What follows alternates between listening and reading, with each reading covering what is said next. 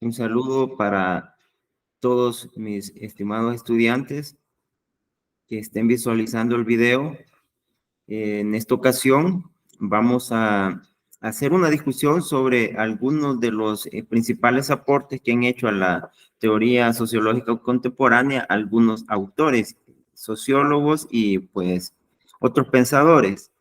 He tratado de retomar algunos de ellos, ya que hay una extensa producción sociológica, y extensa producción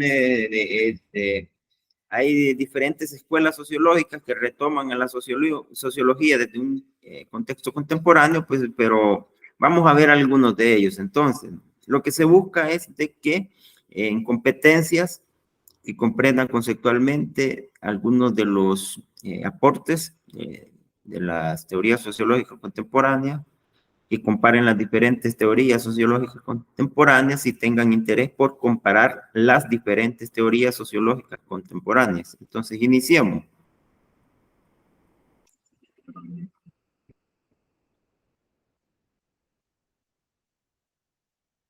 He retomado en este primer video a lo que es George Lucas. George Lucas se le considera también un neomarxista, es decir, es un autor que retoma planteamientos de Carlos Marx y pues aporta desde su entendimiento una nueva contextualización de los mismos.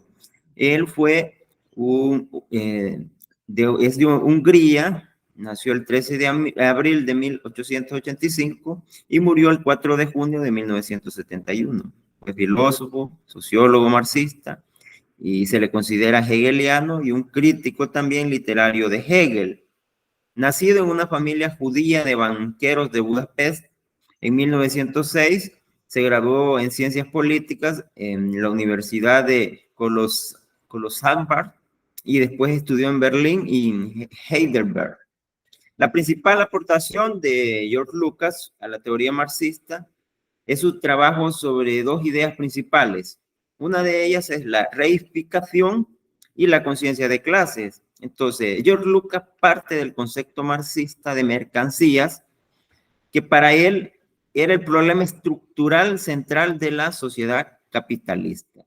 Entonces, según este planteamiento, son las mercancías el problema estructural de la sociedad capitalista. A diferencia de Carlos Marx, que no dice, Carlos Marx, el principal problema que encontraba Carlos Marx era lo que es la división social del trabajo y la lucha de clases. Ese era el tema central para Carlos Marx de su planteamiento. Para George Lucas es las mercancías, es el problema estructural principal. Veámoslo, el siguiente postulado. Entonces, él menciona que una mercancía es lo fundamental, lo que es una relación entre las personas que a sus ojos adoptan la naturaleza de una cosa y desarrollan una forma objetiva. Entonces, en el mundo capitalista, ya sean los trabajadores que elaboran determinadas mercancías o ya sean los consumidores que son los que la adquieren, ven a las mercancías desde el planteamiento de George Lucas como algo independiente de sus conciencias. O el mismo trabajador que la produce ve a la misma mercancía como algo que es ajeno a él. Es similar al planteamiento que hacía Carlos Marx en Manuscritos Económicos Filosóficos, cuando él habla de la alienación de la mercancía, la alienación del trabajo, cuando el trabajador se siente ajeno con aquello que él mismo elabora, porque aquello que elabora no le pertenece a él, le pertenece o bien al dueño de los medios de producción o le pertenece bien al mercado de los consumidores, pero a él no le pertenece. Entonces, por eso se vuelve algo ajeno a él, yo algo objetivizado, que es ajeno a su conciencia. Las personas, plantea George Lucas, en su interacción con la naturaleza, producen varios productos o mercancías, automóviles, películas, prendas de vestir, zapatos, etcétera. Y suelen olvidar el hecho de que son ellas mismas las que producen esas mercancías y les dan un valor. Y llegan a creer que el valor de estas mercancías es producido por un mercado considerado independientemente de los actores. Entonces, cuando se menciona esto, es que las mercancías, el valor se los da el mercado y no se lo da la misma sociedad. Entendido esto, vamos a considerar que las mercancías son algo independiente y ajeno al ser humano. Eso es el planteamiento de George Lucas cuando él habla de las mercancías. Entonces, las mercancías, las personas en la sociedad capitalista entienden que no son ellas las que le asignan el valor, sino que es el mercado. Y el mercado, entendiéndolo de esa manera, entonces tiene una voluntad independiente de la sociedad, porque él es el que determina, es un ente superior, entonces, que es el que está determinando el precio, el valor de las cosas en el mercado. ¿Qué más tenemos sobre el planteamiento de George Lucas? Él habla del fetichismo de la mercancía, siempre siguiendo con la misma idea. Ese fetichismo de la mercancía lo va a entender George Lucas como el proceso por el que los actores otorgan a las mercancías y al mercado creado por ellas una existencia objetiva e independiente en la sociedad capitalista. ¿Qué quiere decir esto? Que el mercado con las mercancías entonces es ajeno al propio ser humano. Es ajeno porque se comprende que tiene una voluntad superior a nosotros y no somos nosotros, los seres humanos, los que lo hemos producido. Entonces, desde ese punto se va a entender el fetichismo de la mercancía. Las mercancías y el mercado es algo que escapa a mi propia voluntad y tienen ellos su propia autonomía. Y las mercancías incluso no tienen una objetivación porque las produzco, sino que por ellas mismas. Entonces, ese concepto de Marx de fetichismo de la mercancía constituye la base del concepto de George Lucas cuando él habla de la reificación. Reificación sería similar a la alienación que habla Carlos Marx. La alienación que la vamos a relacionar con aquel tipo de conciencia que no se da cuenta de su propia realidad y vive inmersa en un mundo que es producido por una estructura ideológica, política, económica, pero no es una conciencia producida por sí mismo. Entonces, el ser humano alienado es aquel que no actúa por su voluntad, por su propia autonomía, por su propio pensamiento, sino que por el pensamiento que le han creado los demás. Como ya decía, el sistema educativo, el sistema religioso, el sistema político, el sistema cultural, la hegemonía cultural, diría Anton Gramsci, la superestructura ideológica, diría Carlos Marx. Entonces, ¿cuál es la diferencia entre el fetichismo de las mercancías y la reificación? Para George Lucas, el alcance de esos dos conceptos se puede entender que primero, lo que es el fetichismo de las mercancías se circunscribe a la institución económica.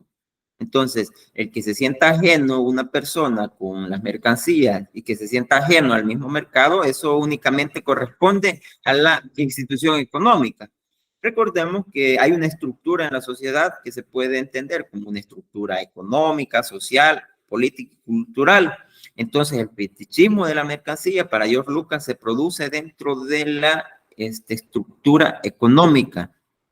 Entonces, lo que es ya la reificación, que sería aquella conciencia que no es consciente de sí misma, la vamos a entender como que pertenece a la sociedad, es decir, al Estado, al derecho y incluye ahí también al sector económico, pero lo retoma entonces como que la reificación no es producido totalmente por la estructura económica o por la base económica, como también se le puede denominar. Carlos Marx le denomina base económica, infraestructura económica, al modo de producción imperante en cualquier sociedad.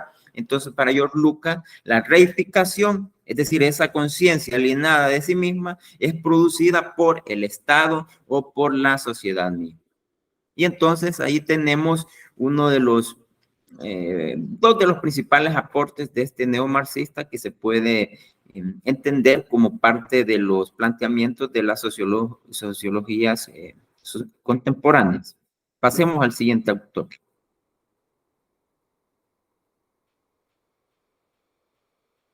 Hablemos de Jürgen Habermas. Jürgen Habermas, nacido el 18 de junio de 1929, es un filósofo y sociólogo alemán conocido por sus trabajos en filosofía política, ética, teoría del derecho, así como filosofía del lenguaje. Habermas, que también es crítico de Marx, menciona que Carlos Marx no distinguió entre dos componentes que para él analíticamente son diferentes del ser genérico. Cuando hablamos del ser genérico estamos hablando del ser humano. Entonces él entiende que el trabajo, es decir, el trabajo lo define como la acción racional intencional. Acuérdense de Max Weber, que hablaba de los tipos de intencionalidad y de la racionalidad, ¿no? Racionalidad con arreglo a fines, racionalidad tradicional, afectiva. Entonces, Jürgen Habermas entiende el trabajo como la acción racional intencionada. Hay una intención del trabajo. Y hay también, aparte del trabajo, lo que es la interacción, que él la define como acción comunicativa, que puede ser social, simbólica. Entonces, para Jürgen Habermas, el tema central no se debe ver en el trabajo, así que similar a lo que el planteamiento que hacía George Lucas, no. Hay que ver lo central de la sociedad o del ser humano, decía Jürgen Habermas, en la interacción, en esa acción comunicativa, social o simbólica. La social es la que tenemos en la sociedad y la simbólica es aquella que creamos producto de todo ese lenguaje, producto de todos los símbolos, producto de todo aquello que nosotros le damos un significado y tiene un significado para nosotros mismos y para los demás. Esa es la acción comunicativa social simbólica. Para Habermas, Marx tendía a ignorar esa última y a reducirla al trabajo. Entonces, es decir, Carlos Marx no tomaba en cuenta que también influye la interacción o acción comunicativa social o simbólica dentro de ese proceso productivo. Solo veía el proceso del trabajo como sí mismo, no veía la comunicación. Entonces, de acuerdo con Jürgen Habermas, el problema de la obra de Carlos Marx es la reducción del autogenerativo de la especie humana al trabajo. Es decir, reducir al ser humano únicamente al trabajo y no tener en cuenta la comunicación que tiene, ese sistema de símbolos, esa interacción que se tiene con la sociedad, que se tiene con los demás, se deja obviado y entonces se vuelve, como dice el mismo Habermas, una reducción de ese acto del trabajo autogenerativo de la especie humana al simple trabajo. ¿Qué más aporta Habermas como teoría sociológica contemporánea? Volviendo al planteamiento que teníamos, él habla de la acción racional intencional o instrumental, que es una, y habla de la acción racional estratégica. Son dos tipos de acción racional las que él contempla. La primera, la acción racional intencional o instrumental, la distingue de la acción estratégica. Y aunque ambas implican la persecución calculada del propio interés de los individuos, él menciona que la acción instrumental o intencional atañe a un solo actor que calcula racionalmente los medios más adecuados para alcanzar un determinado objetivo. Entonces, esa acción instrumental o intencional es la que cada uno individualmente puede tener sobre su propia libertad, sobre su propia responsabilidad, sobre su propio trabajo, sobre sus propias obligaciones. Él habla que el actor calcula, es decir, nosotros racionalizamos todo aquello que vamos a hacer y vemos qué medios son los más adecuados para alcanzar cualquier determinado objetivo que tengamos. Entonces, ¿qué es el otro planteamiento? La acción estratégica. implica a dos o más individuos. Entonces, la diferencia de la acción instrumental o intencional a la acción racional estratégica es que la acción intencional o instrumental es individual. Corresponde únicamente al individuo, a su propia conciencia, a su propia libertad, a su propio libre arbitrio, a su propia intención. Ya cuando hablamos de la acción racional estratégica es cuando se involucra más de un individuo, como lo plantea. Implica dos o más individuos que coordinan su acción racional e intencional para alcanzar un objetivo. La meta tanto de la acción instrumental como de la estratégica es el dominio instrumental.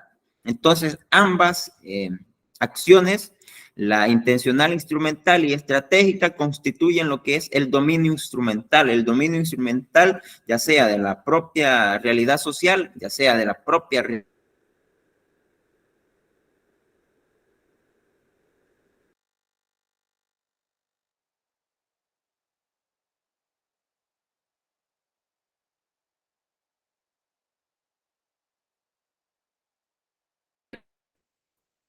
Y bien, entonces pasemos a otro planteamiento.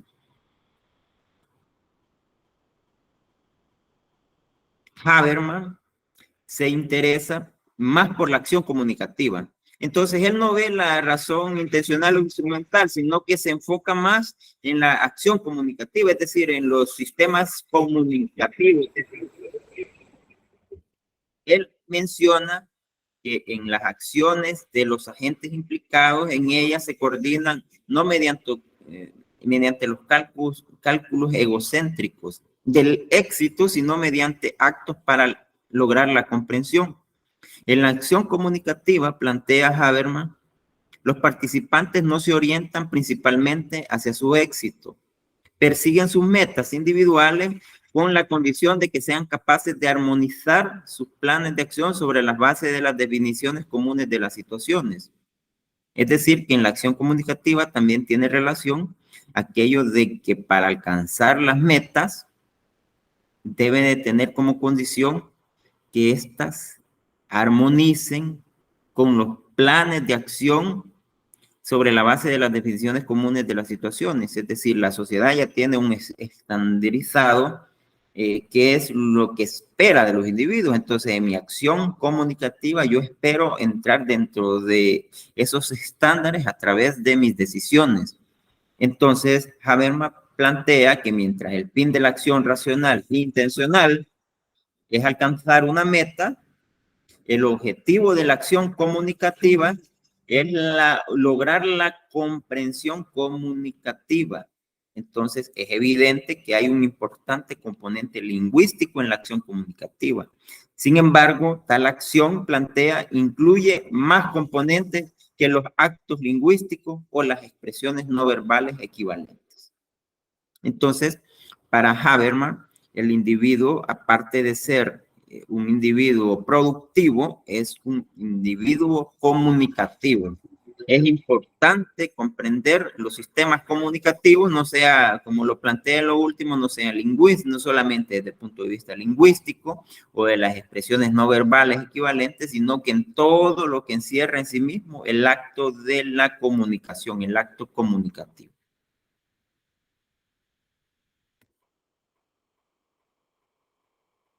Y bien, entonces, esos son los aportes, uno de los aportes fundamentales que hace la teoría de Jürgen Habermas.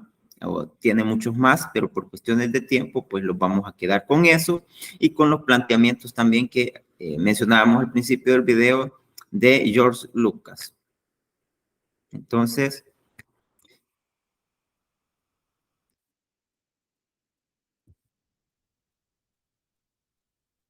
para finalizar, la cuestión clave que alejó a Habermas de Marx es su idea de que la acción comunicativa, no la acción racional e intencional, el trabajo, es el más característico y generalizado de los fenómenos humanos. Es decir, esa acción, la comunicativa y no el trabajo, es lo que constituye el fundamento de toda sociedad sociocultural, así como de todas las sociedades humanas. Mientras Marx se centró en el trabajo, Habermas lo hizo en la comunicación. Y pues será hasta la próxima. Gracias por su atención prestada.